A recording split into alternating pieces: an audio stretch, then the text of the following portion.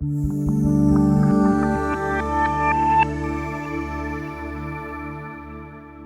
good afternoon, everyone, and welcome to PreVeil's Higher Education CMMC and ITAR Summit. We sincerely appreciate the 75 universities joining us today to explore the urgent and complex intersection of cybersecurity, compliance, and defense research in higher education. As most of you know, this is a critical moment for universities. The Trump administration has made clear that compliance, particularly from institutions receiving DoD funding, is not optional. Enforcement is coming, and the time to act is now. The risks of inaction are no longer hypothetical. In today's sessions, you'll hear from whistleblower attorneys who litigated a major case against a leading university for falsely asserting compliance. That case, pursued under the Biden administration, highlights that this is a bipartisan issue for higher education. But today's summit is not just about cautionary tales, it's about a path forward. You'll hear how one research university became the first in the nation to achieve CMMC compliance using PreVeil as their secure communications platform for CUI. You'll also hear from the University of Cincinnati and how they're leading by example with a strategic, campus-wide approach to compliance. These stories will show that with focus and the right tools, compliance is achievable cost-effectively.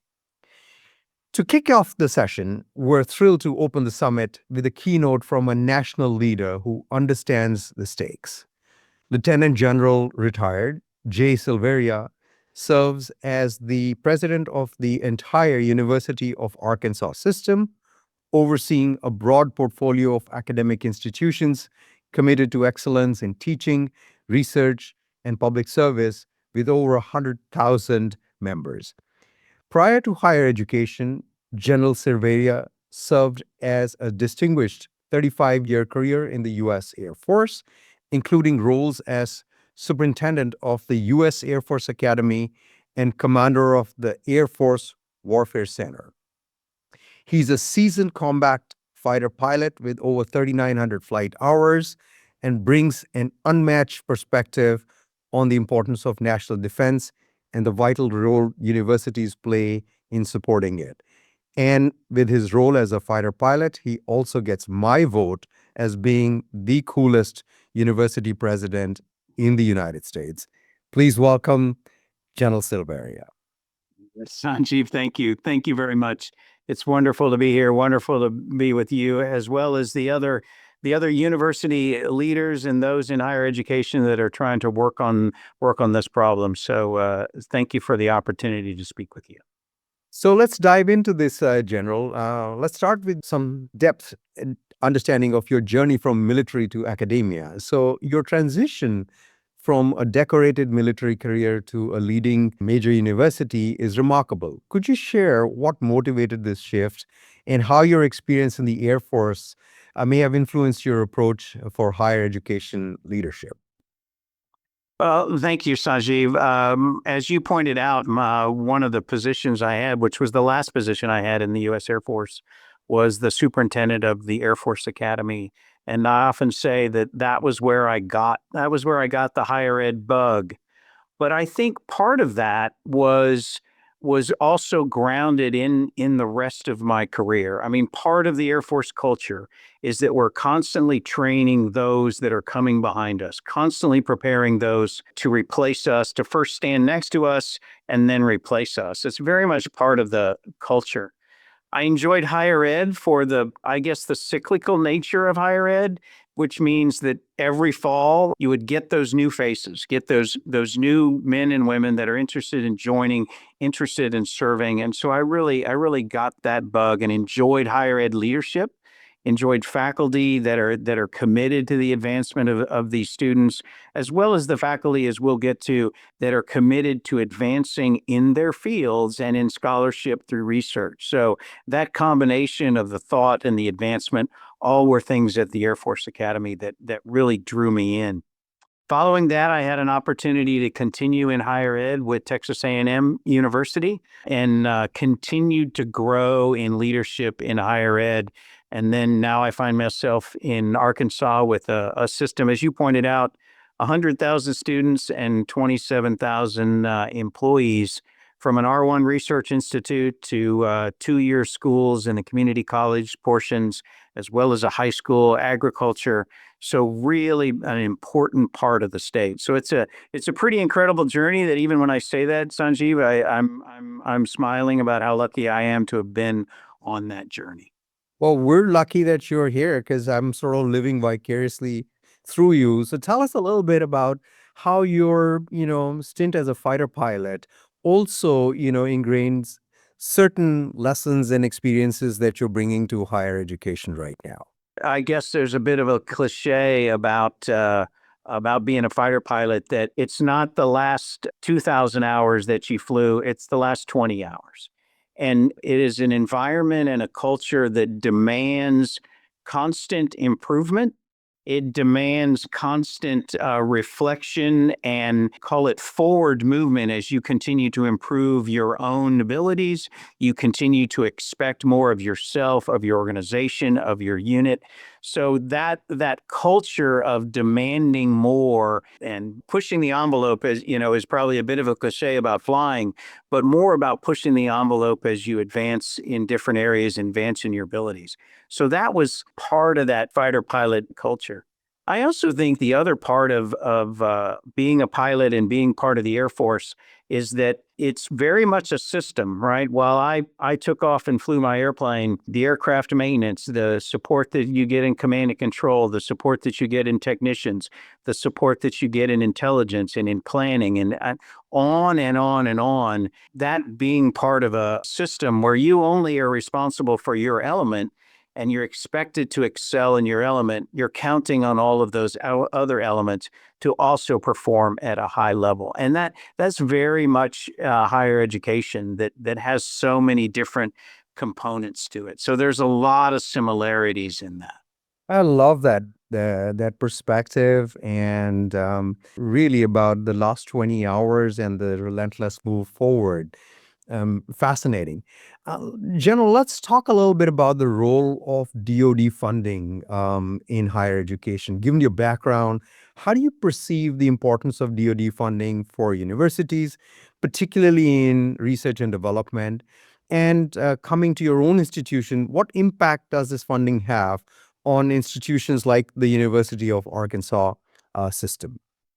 Thank you, Sanjeev. I think I would probably start by bringing the question up a level first, that about what's the importance of research, and that I think research plays a vital role in higher education. It plays a vital role that universities have a responsibility to be the thought leaders in our fields. And every imaginable field is doing research around this country at our universities, and that's not by accident. I mean, I believe that that's a responsibility that goes with being these universities and being really the stalwart that holds that thought leadership and guides others to advance in all fields. Now, specifically in DoD, we're certainly benefit from DoD funding so many research projects over the years. And that's partly to advance, say a specific technology that they need to solve a specific problem. But it's also to continue to advance, those that are pressing on the edges of technology and looking for other opportunities. That DoD funding and that DoD research allows us to continue to advance and push in all areas. Yes, it may solve a specific research question in some cases, but in a lot of cases, it opens up other opportunities that industry can see and that universities can see. Call it a side effect of that expanding research. I mean, it's pretty unique, I think, in terms of the advantage that the United States enjoys with this, enormous higher education system with deep research roots, funding the or creating, technologies that give us an edge for defense, but also having, as you mentioned, spillover effects that have long-lasting impact. I think the internet was one of those projects. Right. And there's certainly so many things about our everyday life that were funded by DoD, that became part of research in a university, then became scaled out, became, part of an industrial project that are, commercially available to us, much less part of our DoD enterprise. Well, here we are with this session all being about cybersecurity and compliance. And so, with the increasing emphasis on cybersecurity standards, particularly CMMC and ITAR regulations, could we now dive deeper into, how is the University of Arkansas system addressing these requirements? What challenges and opportunities do you see in achieving and maintaining compliance?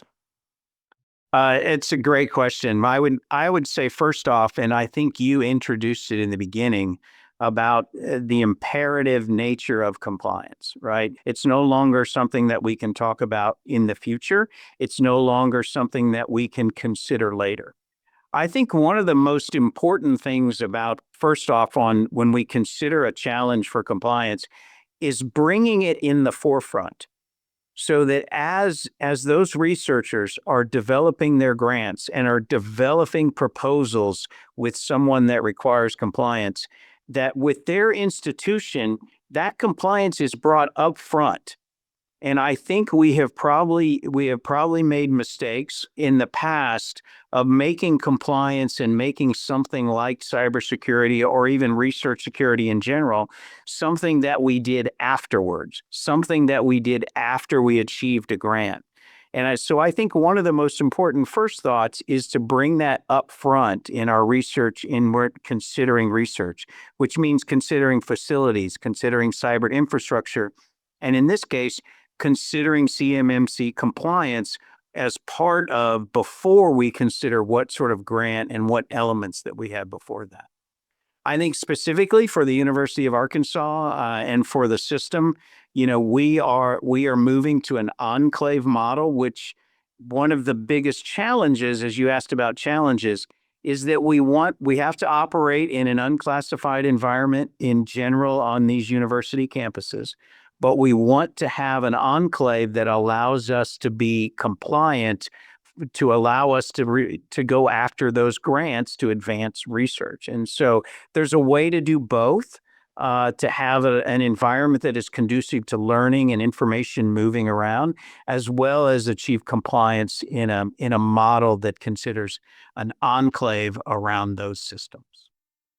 Well, Jenner, it's fascinating in the very fact that you're familiar at your level as the head of the university with not only the importance of compliance, but also the specific approaches of building an enclave, which typically people deep down in the weeds are aware of.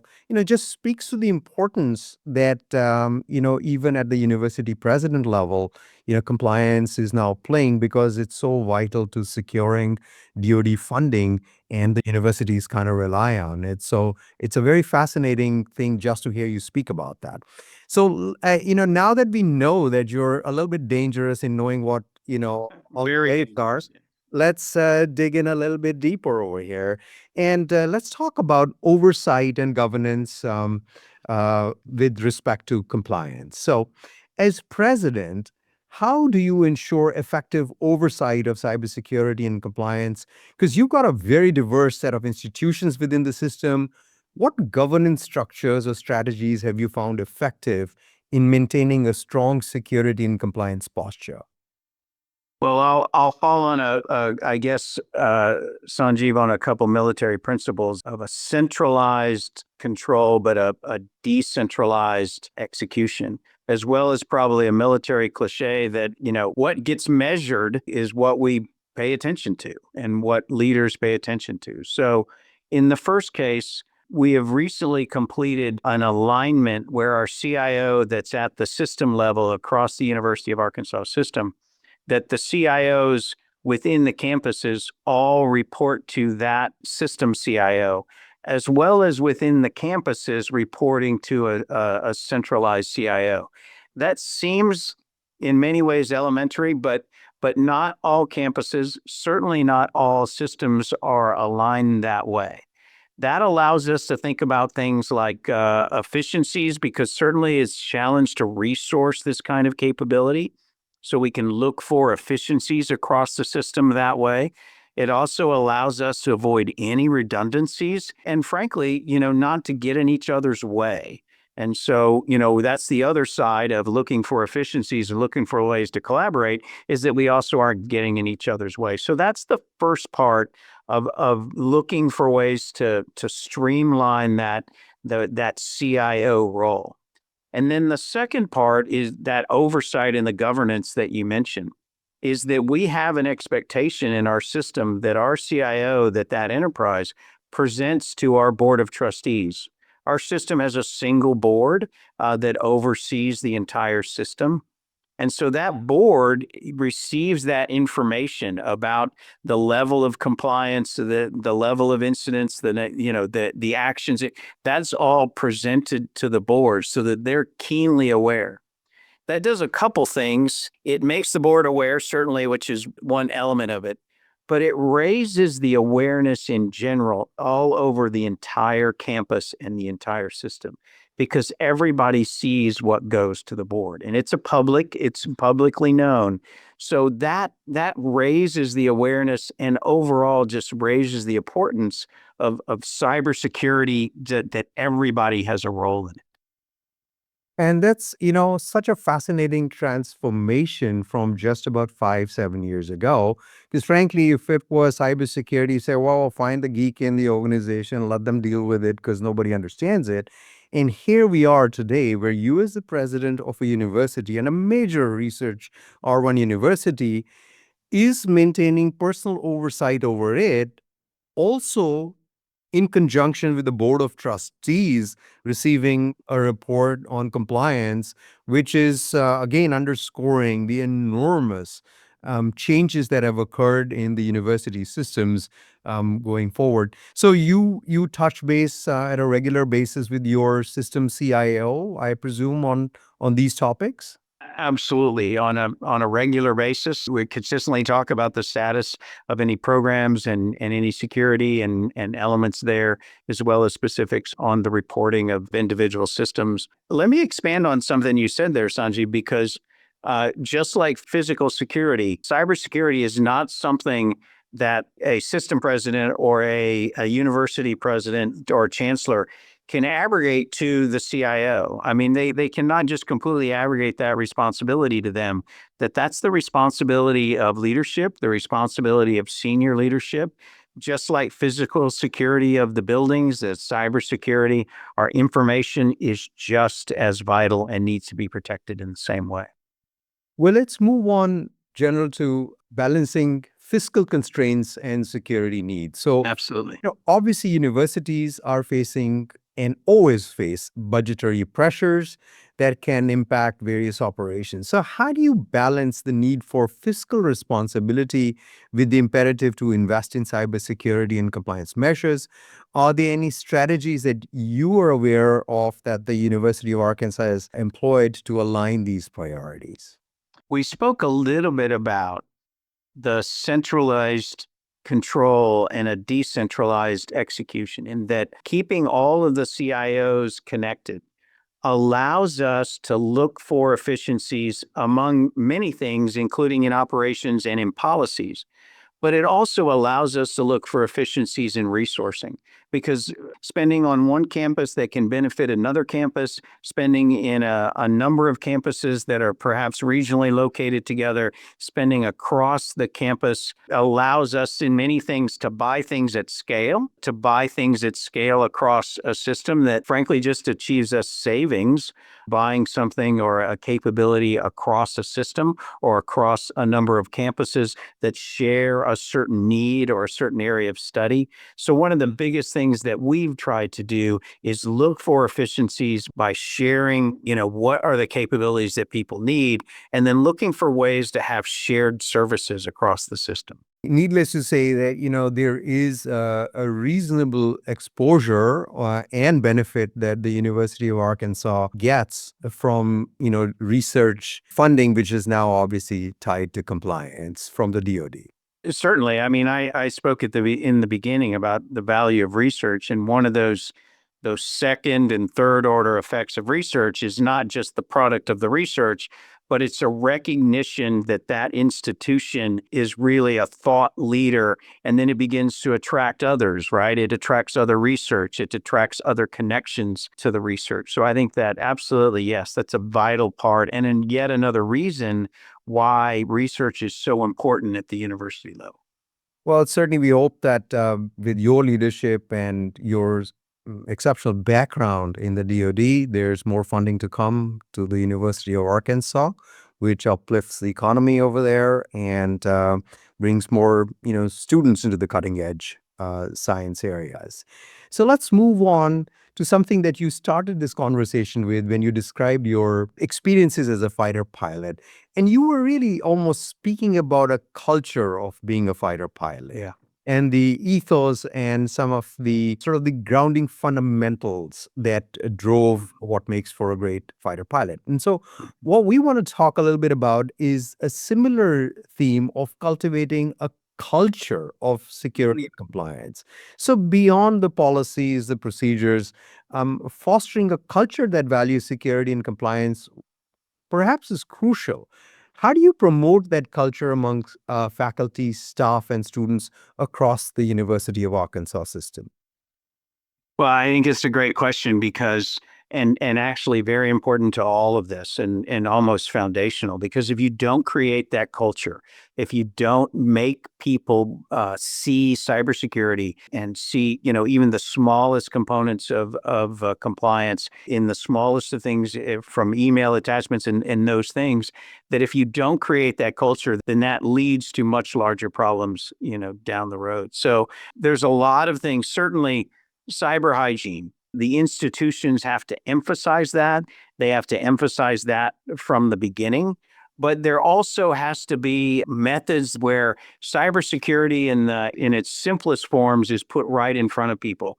These are different phishing exercises that we have within our system. These are training requirements that are tied to pay and things like that, that in many ways you force people to take actions, but over time, it creates a culture where they recognize how important that is. And so I also think pointing out, as I mentioned, to the board, where we're reporting to the board, that then requires a university president or chancellor to answer to the board.